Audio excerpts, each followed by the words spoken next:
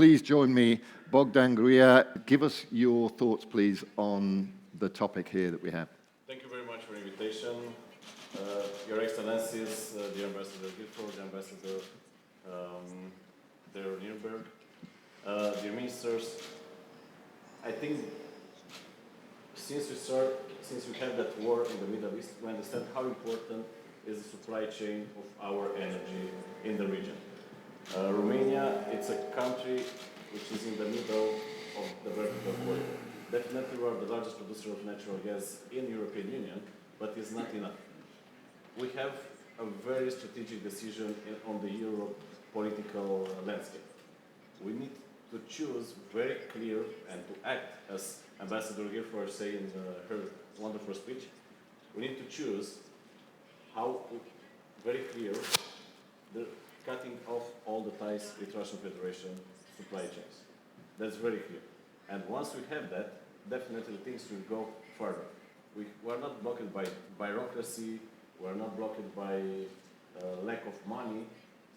In my opinion, we are blocked by non-decision in this region.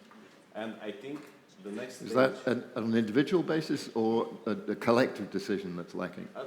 As collective decision. Everyone say yes, yes, yes, but in the end, the facts are the things are making changes. So, in that clear perspective, we have only one way. Okay, thank you. In that clear perspective, we have only one way. To sit very clear on the same table, to figure out, to take decision to switch from the Russian dependency and to get our resources, to mix it, to blend it, to bring the alternative from yes at an affordable price and in a very clear manner for next 20, 25 years. I take back in the history. My country, Romania, in different forms, was attacked by the Russian Federation 17 times during the history.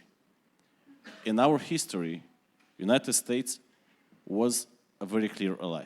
So I'm very sure that even for the future, our decision is very clear, where we should have our partnership.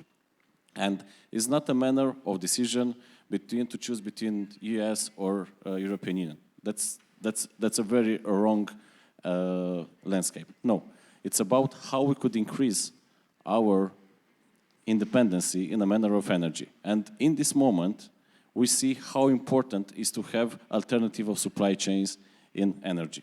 2025, European Union member states brings 400 billion euros for energy outside European Union. And European Union invests billions of euro in renewables, which are getting less than 20% of our energy consumption. So in that perspective, definitely at worldwide level, more than 80% of the energy are produced by fossil fuels. So we need to use it until we have the alternative. We need to bring back to nuclear. That's very clear. And I'm very happy that Ambassador Nürnberg is a huge supporter of refurbishment of Unit 1 from Chernobyl, the power plant, to build Unit 3 and 4, which could provide us energetic independence of our country and energy security for our neighbors. And in that very clear perspective, we are aligning it with two very important strategic pillars of United States government: energy dominance and AI dominance. The future, the countries which want to be relevant in the future, in my perspective, should demand as much quantities of energy to bring enough for industry, for technology, for robotics, and for AI. Because the future will be designed by the nations which have that two important pillars: affordable baseload energy and access to technology. And Romania have that huge potential together with our neighbors, from Greece, from Bulgaria, from Hungary, from Republic of Moldova, Serbia, and Ukraine. We are supporting that. And in this moment, we are in the crossroads when the Romanian state should take a clear decision. We are moving forward in that business model with the vertical corridor. We are making everything which is in our power to bring out bureaucracy and to build what we want, or we are staying to wait what will happen in the region. No. In my perspective, we don't have the luxury to wait. We need to decide and to act. And I'm pretty sure that together with that wonderful leadership from our ambassadors, we could sit on the same table together to our friends from Bulgaria, from Hungary, from Greece, and to find our common business, because in some manners we are competitors. That's natural. But in that perspective, definitely we could win, all of us, something once we are a bigger market than 20 million like Romania. We are a market of at least 60 million people, and we could play the entire region a very crucial role in the Black Sea. Energy security, AI and new technologies, and a region we are developing. We are one of the safest regions in the world in this moment. We are very friendly with large investors. I want to bring US companies in Black Sea, like Neptune Deep project, which is a huge success, and to make another Neptune Deep 3, 4, 5, and to dig and to drill and to bring enough gas for the entire region. So it's not a matter of if it's good or no. No, we know that it's good. We know that it's mandatory for our economic success in the region. We just need to act ASAP. How aspirational and how practical are the decisions made by policymakers? So I'm going to give, in the interest of time, I'll just ask you, Bogdan, if you could respond to that. What are your thoughts on what you heard? I don't want to make an inappropriate remark, but I think Mr.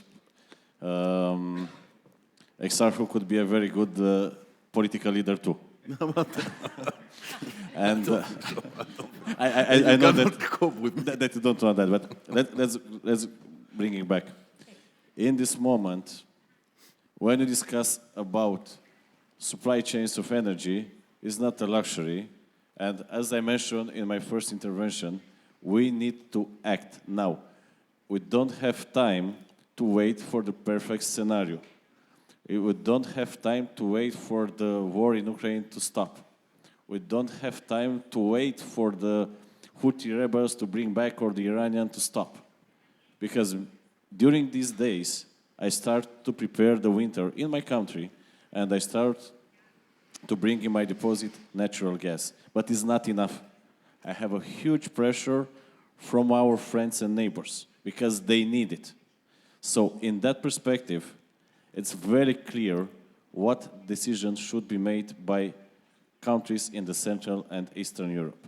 We couldn't put all the model of the countries in the same pattern because it's one very huge difference between Portugal and Romania and Sweden. If I'll be the Minister of Energy of Portugal, I will take a lot of energy from renewables. I'm so far away from Russia, and I will sleep like a baby. But I'm not. I'm the Minister of Energy of Romania, which are so close to Russia, which are so exposed during these times of a lack of energy. So we have only one way, to take clear decision, to check how we could negotiate, how we could provide, how we could change regulation to make it more flexible, how we make the market design more flexible. We are living in 2026 in a new reality, which is totally different than reality in 2020 or 2015. So in that very new perspective, who will adapt will gain that battle with the present and will be a leader in the future, and I speak about the nations, who only will understand and will wait for the perfect scenario, and that is the real challenge of the politicians, which is mandatory to sit on the same table with the private sector and with the leaders in the business to figure out how it could increase. Because if the countries will be strong, our nations will be strong, we'll have strong business people, and that will bring high added value, and we are leading the entire region. Okay. So we don't have time to wait. That's my very clear message.